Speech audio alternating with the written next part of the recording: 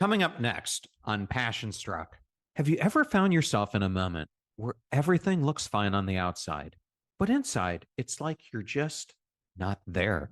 You're checking the boxes, showing up, but you've stopped feeling. In episode 612, we're not talking about burnout or breakdown.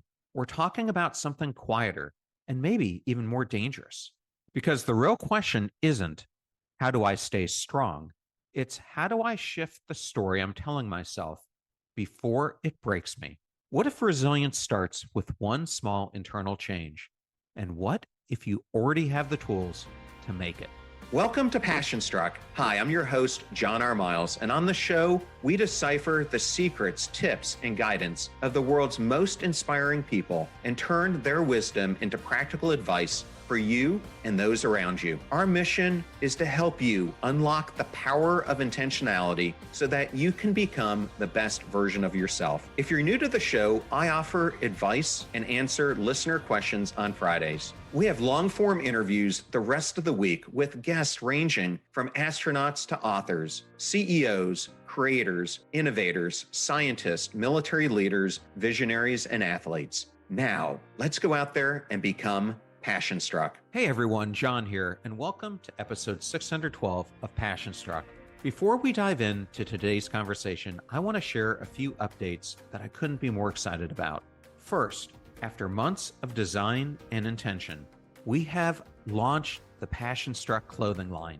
This collection isn't just apparel, it's wearable belief. From you matter, live like it, to own your own spark.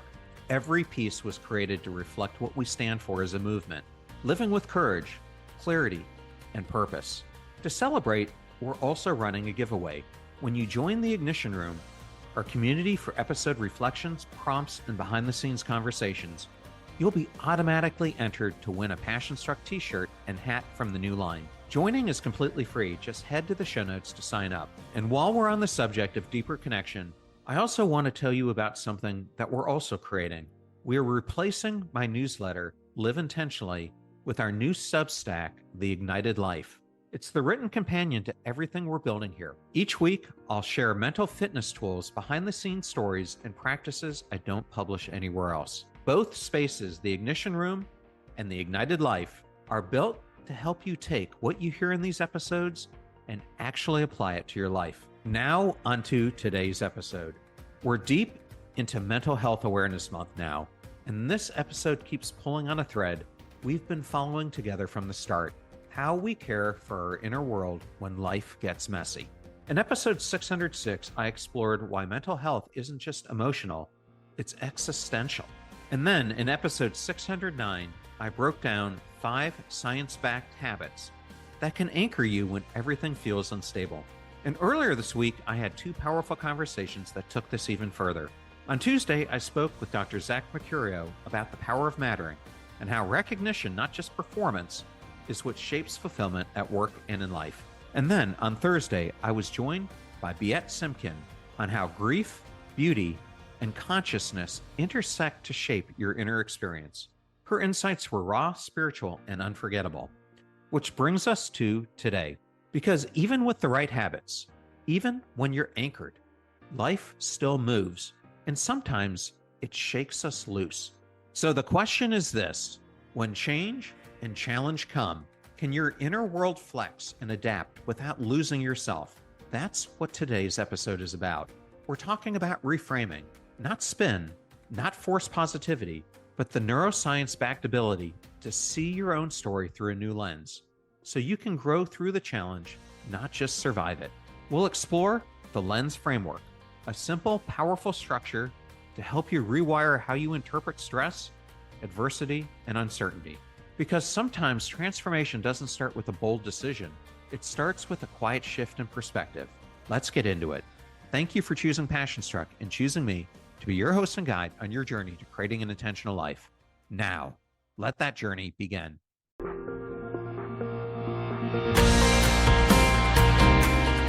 I want to take you back to 2010. I was about a year into my tenure as a senior executive at Dell. I was leading a global team, traveling the world constantly, running on all cylinders. And let me tell you, I had chased that role for years. Dell was my dream company. I loved what Michael Dell had built, and I had worked relentlessly to earn a seat at that table. But once I got there, something started to shift. Slowly, quietly, almost imperceptibly. I remember this one morning vividly. I had just gotten back from one of my frequent international trips, exhausted, but trying to play catch up. I went for my usual early morning walk, came home, poured a cup of coffee, and stood in the kitchen helping my kids get ready for school. And I felt nothing, not joy, not stress, not gratitude, just blankness. I was there, but I wasn't in it. I had become a spectator to my own life. And here's the thing, I wasn't falling apart. I was still functioning, still producing, still performing, but I had stopped feeling. It reminded me of that song Numb by Linkin Park. That lyric, all I want to do is be more like me and be less like you. It's the battle between who you are, who you're pretending to be, and who the world expects you to become. And in that moment, I realized I wasn't even sure who I was being anymore. That's what today's episode is about, because it's easy to talk about mental health when things fall apart. But what about when you're just drifting? When the story you're telling yourself becomes quiet, repetitive, and emotionally detached? That's where reframing comes in. Not as a performance, not as spin, but as a way to reclaim authorship of your inner world. We've talked in past episodes about the power of serendipity and how mental health is the quiet infrastructure beneath everything that matters. But today, we turn inward because how you frame your inner world, the thoughts you repeat, the labels you wear, the meaning you assign to challenge shapes everything else. And this isn't just mindset fluff, it's science. Reframing isn't pretending, it's not spin, and it's definitely not toxic positivity. It's a core psychological skill backed by decades of research in neuroscience and behavioral psychology. Let me walk you through 4 key findings. Let's start with one of the most studied techniques in emotional regulation, cognitive reappraisal. This idea was pioneered by researchers like James Gross at Stanford, and the principle is simple but powerful. You can't always change what's happening, but you can change how you interpret it. MRI scans have shown that when people reframe a stressful event, like viewing criticism as a chance to learn instead of a personal attack, they actually reduce activity in the amygdala. That's your fear center. So it's not just mental gymnastics. Reframing literally calms the threat response in your brain. Now, here's where it gets even more fascinating: neuroplasticity. For years, scientists thought the brain was fixed after childhood, but now we know that's just not true. Through research by pioneers like Michael Merzenich and Norman Doidge, we've learned that our brains are rewiring machines, and that includes how we process emotion. The more you practice reframing, seeing challenge as opportunity, stress as signal, discomfort as data, the more those pathways get reinforced. You're not just changing your mindset, you're literally rebuilding your mental infrastructure. And then next up is learned optimism, a concept developed by Dr. Martin Seligman, the father of positive psychology. His research found that optimistic people don't ignore problems, but they do explain them to themselves differently. When things go wrong, they see it as temporary, not permanent, specific, not personal, a challenge, not a character flaw. That's reframing in action. And here's the kicker: it's not just for positive people. Optimism is learnable. You can train your brain to shift the story from I failed, so I'm a failure, to that failed, but I can learn from it. And finally, there's growth mindset, a term coined by Carol Dweck at Stanford. It's the idea that talent and intelligence aren't fixed, they can be developed. And that means failure doesn't define you, it refines you. And when you frame struggle as evidence of growth, not evidence that you're not enough, you build resilience. So instead of thinking, I can't do this, you start to think, I can't do this yet. That single word, yet, is a reframe, and it changes everything. This is where reframing becomes more than a mental hack. It becomes a way of moving through challenge with clarity instead of collapse. In episode 606, in case you want to go back and listen to it, I talked about the mattering mental health loop. When we believe we matter, we engage. When we engage, we notice. And when we notice, we act with care. And in the serendipity episode 600, I explored the preparedness loop. When you believe what you do might matter, you show up differently. You notice differently. You respond differently. These two loops focused on external action and how engagement leads to meaning. But this one's about the inner narrative. Because if your inner story says, I'm failing, I'm behind, this pain means I'm broken, then it doesn't matter how many external tools or connections you have. You're still going to feel stuck. And that's why we don't need a new loop. We've already talked about those in past episodes. What we need is a new lens because reframing doesn't erase the storm. It gives you a window through which to see it differently. And that shift, small as it may seem, is often the difference between spiraling and steadying. So, next, I want to share a tool with you, one that distills everything we've just explored, the science, the psychology, and the soul of resilience into something that you can actually use. It's called Lens, LENS, and it's built on 4 simple but powerful questions designed to help you shift your inner story one frame at a time. So now that we've seen the science, the why behind reframing, let's talk about the how. Because it's one thing to know your brain can shift the story, it's another to know how to start doing it when the pressure is on. That's where the lens framework comes in.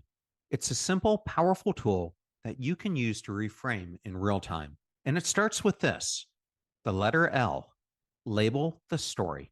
Ask yourself, what am I telling myself about this right now? Because most of the time, we don't. We just react, we push through.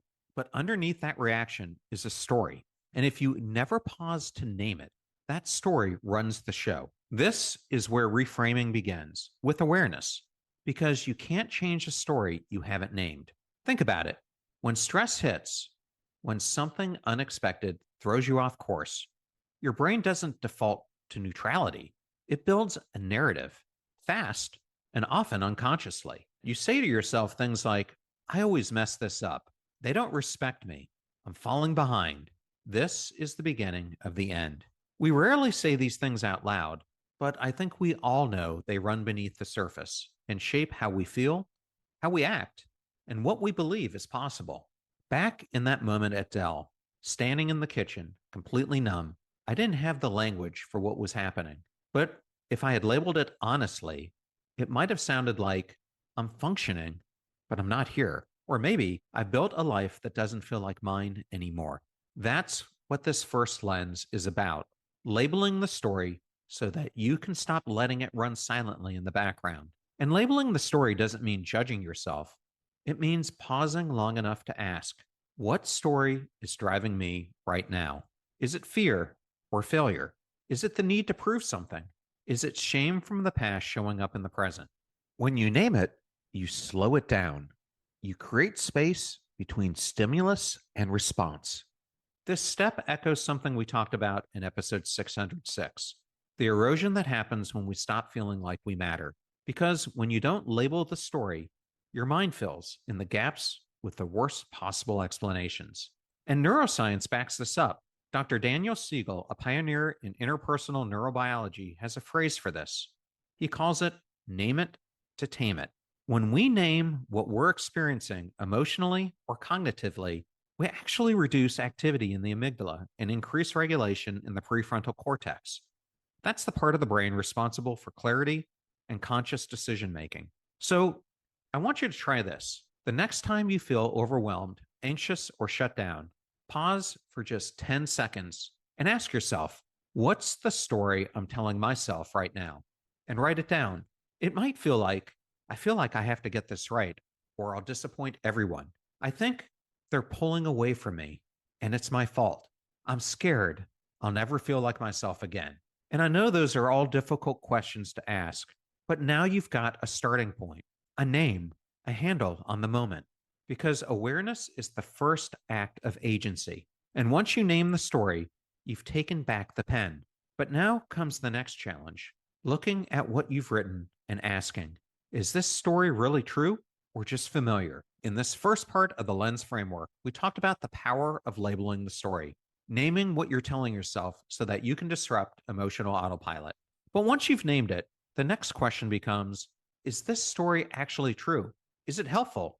Is it complete? Because not every thought you have is a fact, and not every story your brain spins is the full picture. And that brings us to the second lens, the letter E, examine the narrative. Our brains are storytelling machines, but under stress or uncertainty, those stories often shrink. Our brains are wired for storytelling. We collapse possibilities into worst case scenarios. We mistake feelings for facts, and we internalize moments as lifelong patterns. Psychologists call this cognitive fusion, when you become so entangled with a thought that it feels like truth. You say things to yourself like, I'll never get out of this. This is all my fault. Or, if it was better, this wouldn't be happening. And this leads me back to the story I started from. Back when I was at Dell, standing in that kitchen, emotionally numb, and I had a story running underneath, and it sounded something like this. John, you should be grateful. You have worked so hard for this. Don't complain. And on the surface, that seemed pretty reasonable. But here's the trap. Gratitude without alignment is a cage. Just because something looks great on paper doesn't mean it feels right in your soul. And when I finally started examining that narrative, not judging it, just questioning it, it opened up a more honest space. Maybe it's okay to want something different. Maybe I've outgrown this version of success. That's the power of examination. You ask, is this helping or hurting me? Am I catastrophizing? What else might be true? What would someone who loves me say about this situation? Because when you shift from judgment to curiosity, something powerful happens. You create space, and in that space, you find choice. So if you're feeling stuck, here's your practice. Write down the core story in your head right now. Then ask, is there a kinder, more helpful version of this that could still be true? Because that's not delusion. That's emotional agility. It's not about denying difficulty. It's about refusing to be defined by it. And when you examine your thoughts with honesty and openness, you're one step closer to reclaiming your perspective and your power. So now you've named the story, you've examined it, you've poked holes in the fear-based logic and softened the rigid lines. But here's the thing, you can't just deconstruct the narrative. You have to replace it with something that grounds you. Because when old identities start to crack and familiar patterns no longer serve you, what do you build in their place? That brings us to the third lens, the letter N for name your anchor. Ask yourself, what value, belief, or identity do I want to lead with right now? This is the pivot point, the moment where reframing moves from reflection to reconnection. Because if you don't define who you are in the middle of uncertainty, the moment will do it for you. After I left Dell, I spent months spiraling, not in a dramatic way, just that quiet daily erosion of identity. If I'm not this job, then who am I? If I'm not producing, do I still have worth? It wasn't until I started asking myself a different question, a deeper one, that things began to shift. What do I want this next chapter to be about? And slowly, I began to name the anchors that had been there all along: service, truth, courage, impact. These weren't goals, they were guides. Because when everything felt unstable, those values became handholds. This is what it means to name your anchor, to choose a value that aligns with the person you want to be, even if you're not fully there yet. And neuroscience supports this. When you act in alignment with core values, you activate the ventromedial prefrontal cortex, a part of the brain associated with self-integrity, purpose, and resilience. In other words, values don't just guide your behavior, they stabilize your nervous system. So here's your practice. Ask yourself, what matters more to me than fear right now? What identity am I choosing, regardless of the outcome? What would the future version of me thank me for leading with today? It might be kindness, curiosity, perhaps it's grit, compassion, or maybe honesty or courage. Choose one. Let it become your compass, especially when the path isn't clear. Because when you know what you're anchored to, you don't need certainty to keep moving. You just need alignment. So now you've named the story, you've examined the truth behind it, you've reconnected to a value, an identity you want to lead with. But here's the thing: insight without action is just a good intention. The real transformation happens when you move, not in big dramatic gestures, but in small, aligned steps that bring your internal shift to the external world. This brings us to the final part of the lens framework, the letter S, step into the shift. Ask yourself, what's one small action I can take that reflects the story I want to live? This is where reframing becomes real, because your nervous system doesn't just learn through thought, it learns through experience. When you act in alignment with a new belief, your brain creates new associations. I can do hard things. I'm capable of change. I don't have to wait until I'm perfect to move. It builds upon what Albert Bandura called self-efficacy, the belief that your actions can still make a difference. For me, in the months after leaving Dell, stepping into the shift looked small. Saying yes to coffee with a friend I had neglected, writing one honest paragraph about what I was feeling, setting boundaries I used to blur. Nothing flashy, nothing Instagram worthy, but each act reinforced a new truth. I'm not stuck, I'm shifting. That's how you build momentum, especially when it's dark. And here's the thing: in uncertain seasons, we wait for clarity before we move. But the reality is, clarity comes from movement. You don't need a master plan. You need one action that honors your value, supports your mental health, and reminds you, I'm not just surviving this, I'm shaping it. So try this. Once you've labeled your story, examined it, and anchored it to a value, ask yourself, what's one thing I can do today that proves that's true? If your anchor is honesty, have one real conversation. If your anchor is courage, say the thing, hit send, set the boundary. If your anchor is healing, take the nap, book the appointment, let yourself rest. Here's the key: micro moves become macro belief. Not because the step is big, but because the message is clear. I am the author of this moment, and I get to choose how I move forward. So let's bring this entire conversation full circle, back to that morning in the kitchen, back to the blankness, back to the version of me that was high performing and deeply disconnected. At the time, I didn't know what I needed, but now looking back, I realized what I was missing. It wasn't more strategy, and it certainly wasn't more productivity. It was a better frame, a way to see my experience that didn't end with shame or shutdown, but opened the door to alignment, action, and resilience. That's what this framework is for. Lens isn't just a mental model, it's a practice. It's how you reclaim agency, how you metabolize the moments that threaten to undo you, and how you remember who you are when life tries to make you forget. And this episode, it's not a standalone, it's part of something much bigger. This whole month on Passion Struck, we've been reframing mental health, not as crisis, not as weakness, but as the quiet foundation of a meaningful life. In episode 606, I talked about how mattering is the anchor beneath your mental well being and how neglecting that doesn't just delay the cost, it compounds it. And then in episode 609, I walk through mental health habits that anchor you in uncertainty, 5 small practices that restore clarity, connection, and self trust when life gets unsteady. And the interviews, each one has added a different lens. Yongey Mingyur Rinpoche reminded us that peace doesn't come from escaping discomfort, but learning how to sit with it. Dr. Andrew Newberg showed us how spiritual and contemplative practices actually rewire the brain for emotional regulation and clarity. Beat Simpkin, yesterday's episode, cracked open what it means to live raw, honest, and awake in the face of grief and transcendence. Elizabeth Weingarten revealed how the right questions, not answers, can unlock the kind of self-inquiry that leads to growth. And Gretchen Rubin reminded us the secrets of adulthood aren't about having it all figured out, but about noticing the small truths that keep us grounded.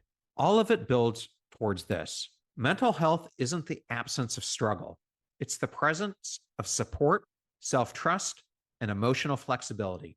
That's why we're doing this series, because reframing your inner world isn't optional if you want a meaningful life. It's step one. So, as I close today, here's your invitation.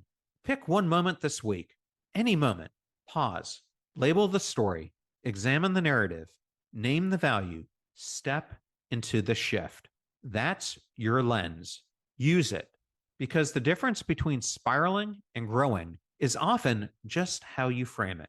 And if this episode landed for you, share it, rate it, talk about it, and most of all, live it. And if you want to go deeper, don't forget, subscribe to The Ignited Life, our weekly Substack where I share tools, stories, and strategies for building a life that reflects who you really are.